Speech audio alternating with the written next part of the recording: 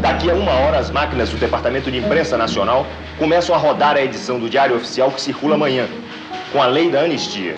São extintos os processos em andamento da Justiça e desaparecem da folha criminal dos anistiados as condenações, como se não houvessem ocorrido.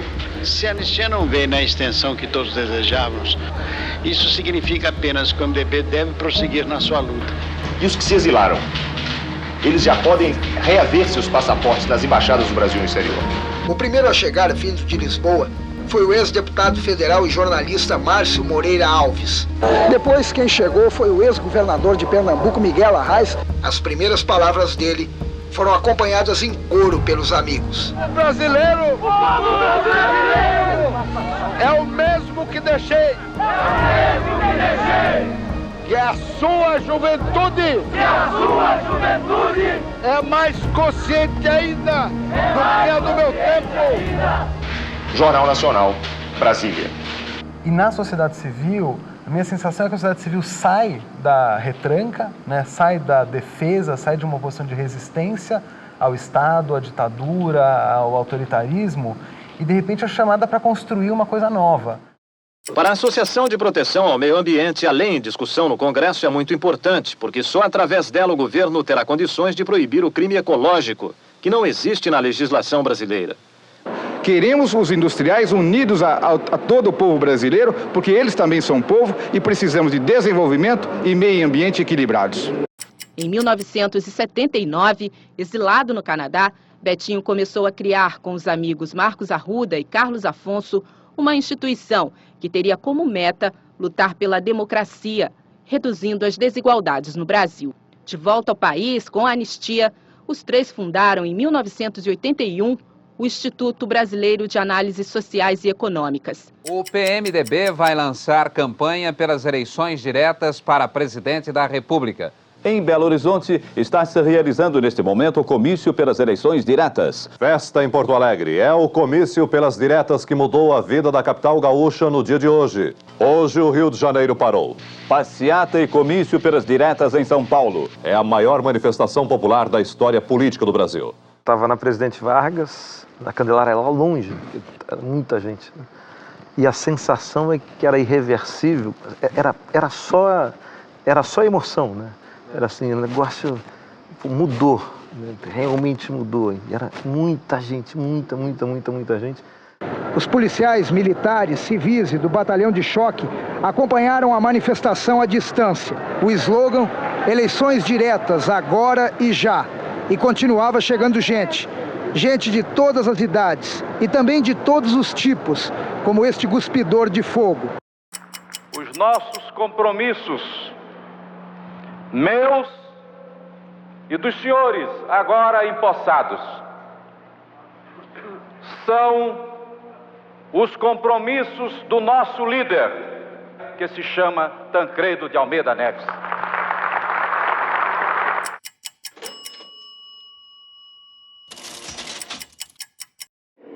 É uma das grandes batalhas que nós temos pela frente. Qual é a próxima? Bom, eu acho que o papel da cultura na nova Constituinte. Pouco antes das 13h30, os presidentes da Constituinte, deputado Ulisses Guimarães, da República José Sarney e do Supremo Tribunal Federal, ministro Rafael Maia, chegaram ao Congresso. O presidente da Constituinte assinou 5 exemplares originais da nova Constituição. Declaro promulgada o documento da liberdade, da dignidade, da democracia, da justiça social do Brasil. Que Deus nos ajude que isto se cumpra. O movimento mais lindo que tem aí, que eu acho que norteia muito a atuação da gente hoje, né?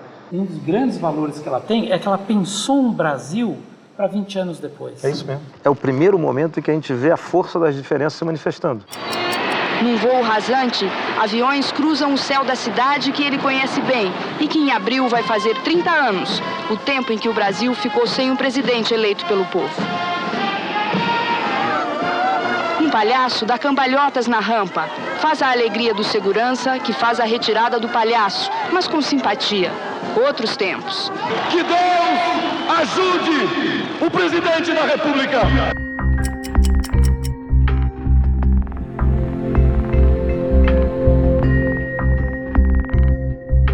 É uma das coisas mais inovadoras que a gente vê. A gente não conseguiu colocá-lo em pé, mas a gente sinalizou para o mundo uma visão de sociedade que cuidadora, né, da sua criança, do seu adolescente, como não estava colocado no cenário. Quer dizer, o ECA não teria saído do jeito que foi se não tivesse uma sociedade civil organizada atuando intensamente para que aquilo se concretizasse.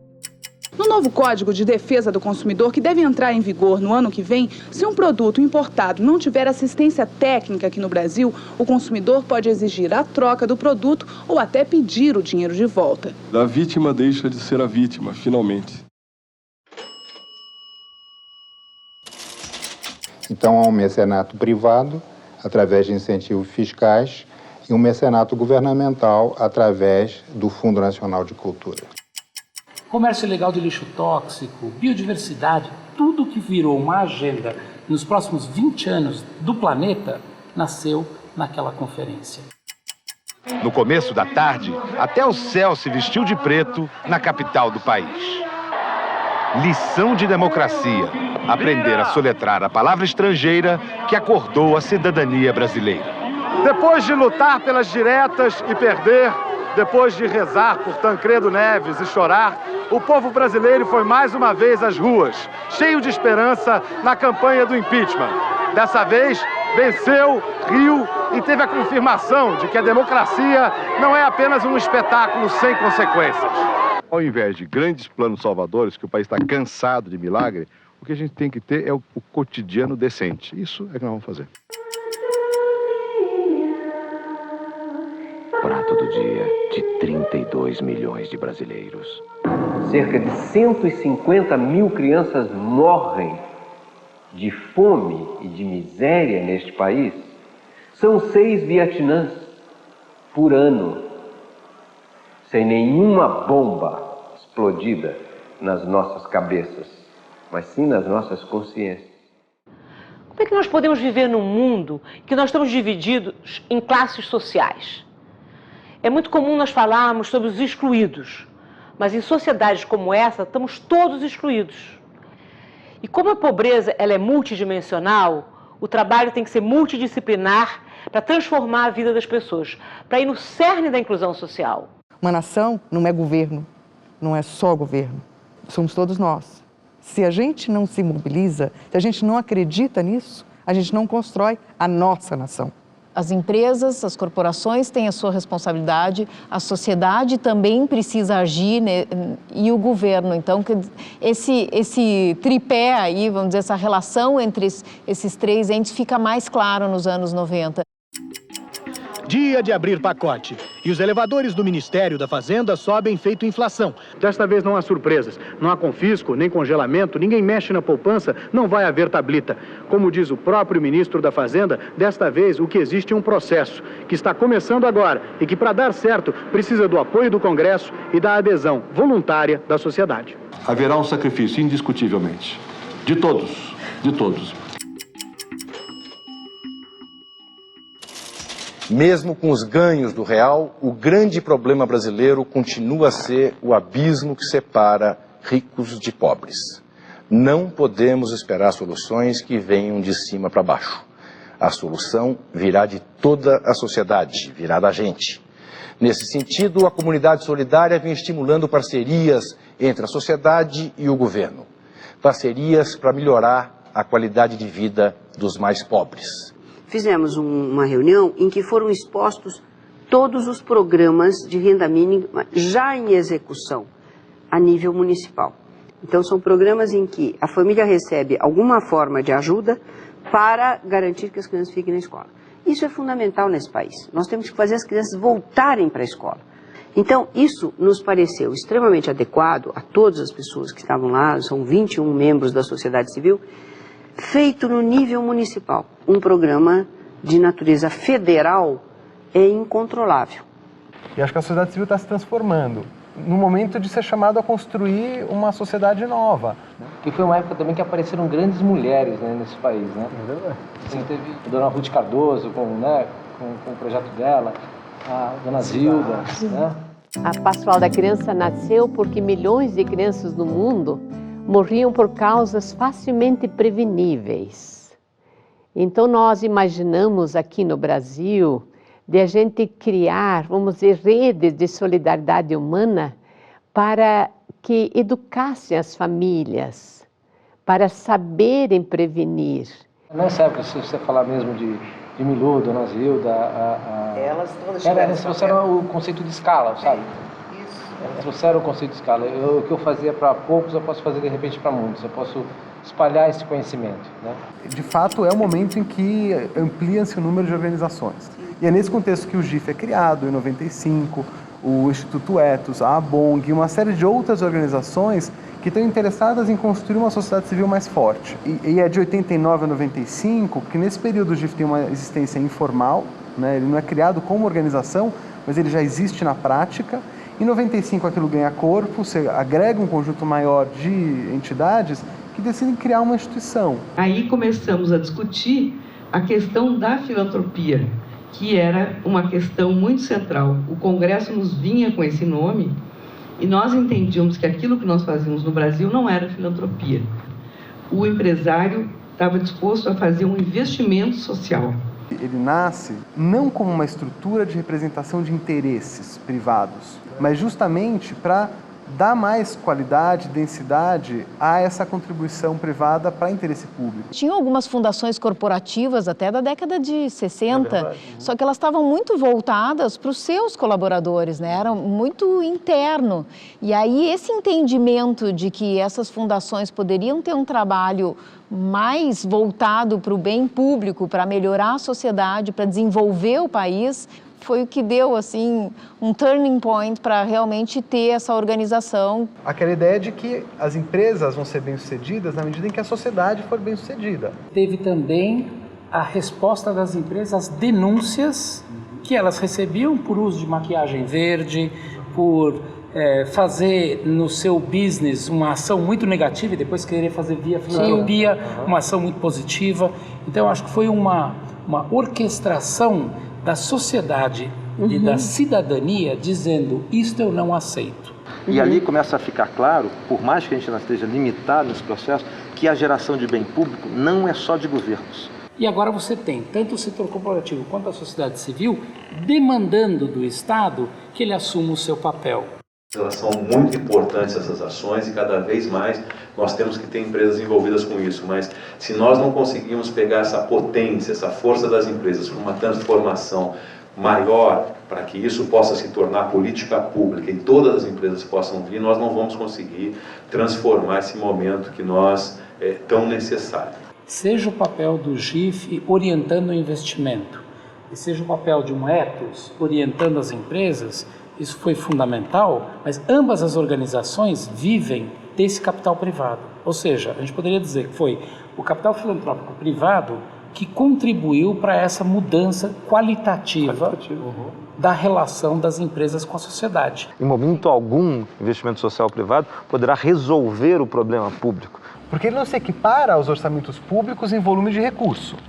Então, se ele tem uma marca e um potencial, é na experimentação, é na criação de novas abordagens. Produzir inovações que, quando são alavancados, têm impactos em escala. Enquanto a gente não conseguir unir esforços, vai ser muito difícil transformar essas realidades. Que eu acho que é uma característica dos anos 90 extremamente importante, que são organizações da sociedade civil que começam a captar recursos para sobreviverem, não mais apenas com o modelo governo ou olhando a cooperação internacional, mas captando com doações de pessoas físicas no Brasil. É um pensamento de que nós não estamos totalmente à mercê dos acontecimentos, quer dizer, de que a sociedade civil também é agente. O Brasil doador, do ponto de vista de pessoa física, ele é muito maior nas classes mais pobres do que nas classes mais ricas. Hoje você tem uma legislação que taxa uma pessoa quando ela faz uma doação para os seus filhos, para os seus herdeiros, na mesma intensidade que ele taxa essa pessoa se ela fizer uma doação para uma organização da sociedade civil. Doar é legal. Doar é um ato, do ponto de vista voluntário, que quando você identifica instituições, organizações que conseguem gerar resultados multiplicadores, é muito interessante que você individualmente possa doar. A parte mais rica dessa sociedade tem uma visão preconceituosa quanto isso e faz um discurso cínico porque criminaliza a sociedade civil organizada. E é evidente que só pouquíssimas ONGs, certo, violam princípios republicanos, né? A grande maioria das ONGs é engajada, é profissional e gera muito resultado. Como que a gente pode construir e reconstruir a imagem e a importância do trabalho das organizações da sociedade civil? Não é possível uma democracia sem uma sociedade civil forte.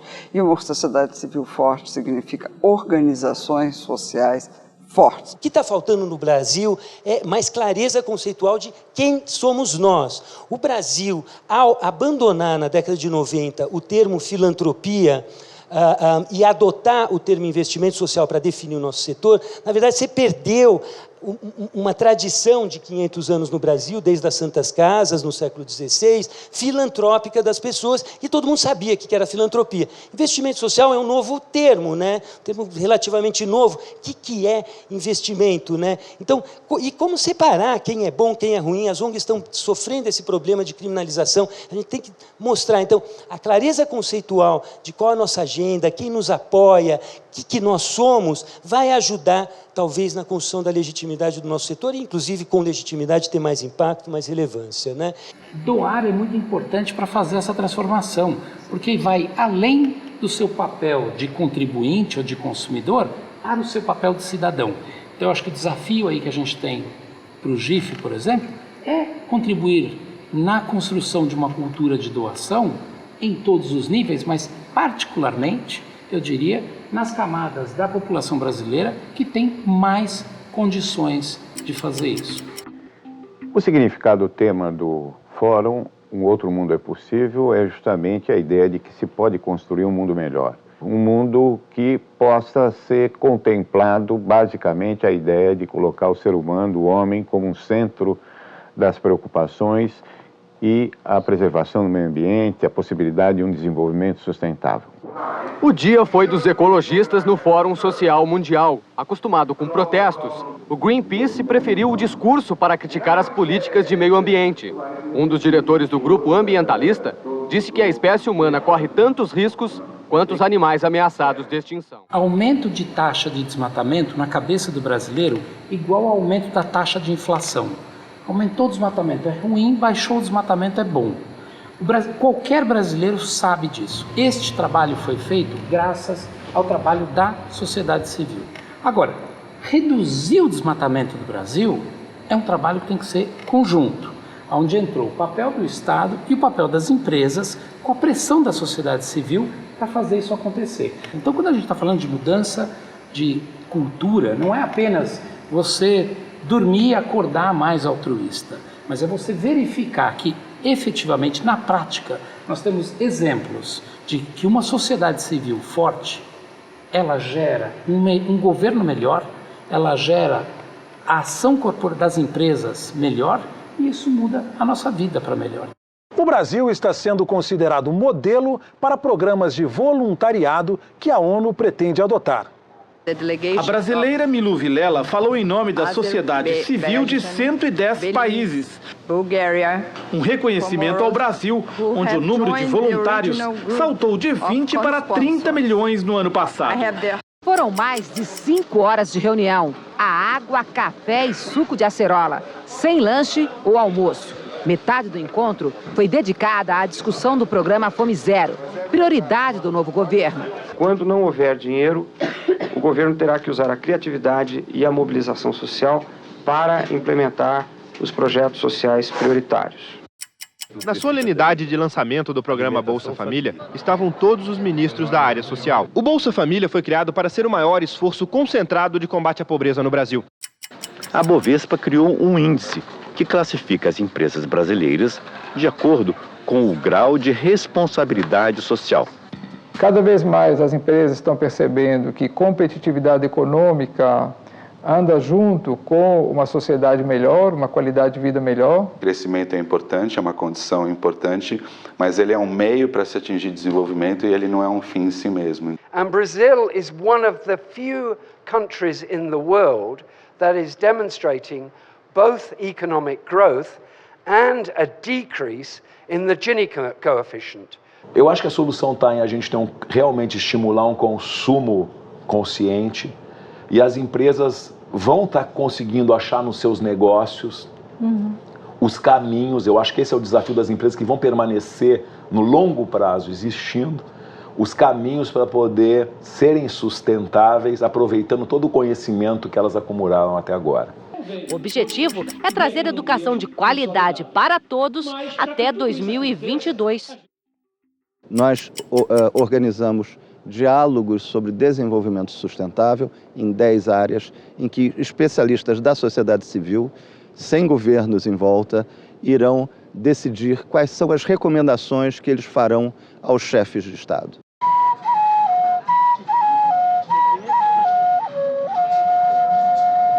Origens tão diferentes e um desejo comum: fazer parte. A Cúpula dos Povos foi o local das ideias, testemunhos, depoimentos e, sobretudo, protestos. Como assim discutir o futuro do planeta se nós, os cidadãos, não somos ouvidos?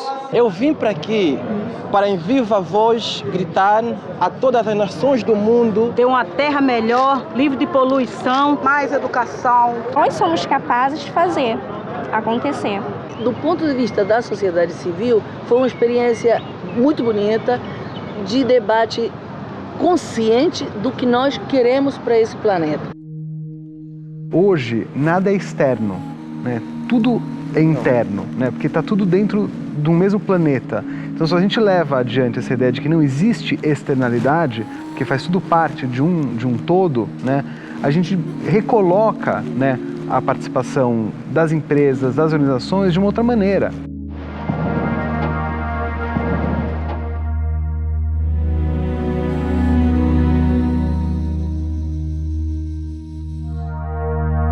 Olhando o futuro, tem uma reflexão e um acolhimento a ser feito pelo próprio GIF para esse Brasil contemporâneo que a gente quer promover.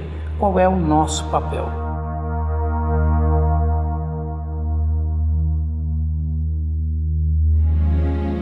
Muito pouca gente sabe sobre as metas de desenvolvimento sustentável. A gente tem que falar mais sobre isso. Olhar nossos problemas como espécie, como humanos.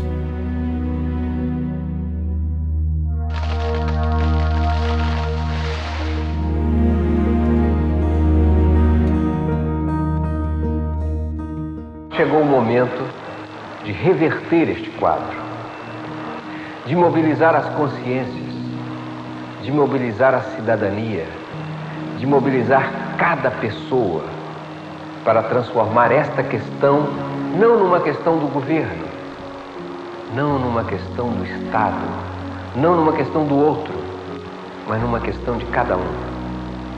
Num problema a ser resolvido por todos, solidariamente.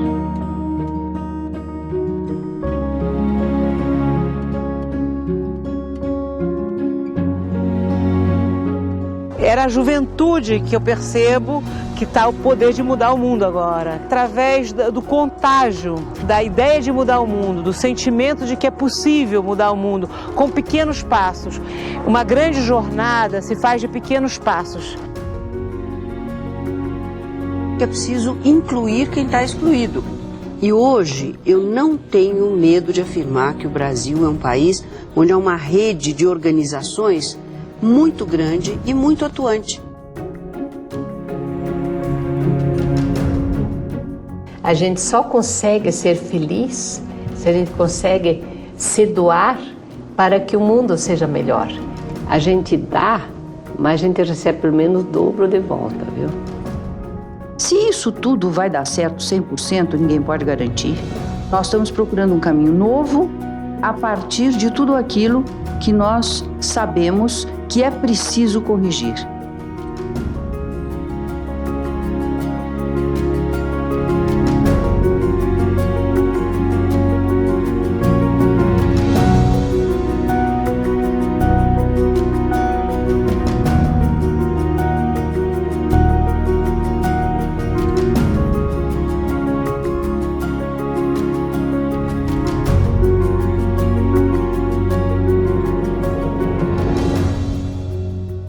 Mover a fronteira envolve risco, dá medo. Eu não sei se vai dar certo, mas se a gente fizer isso juntos... Essa é a síntese boa. Se for inspirador e divertido, pode dar certo. Eventualmente, pode dar certo.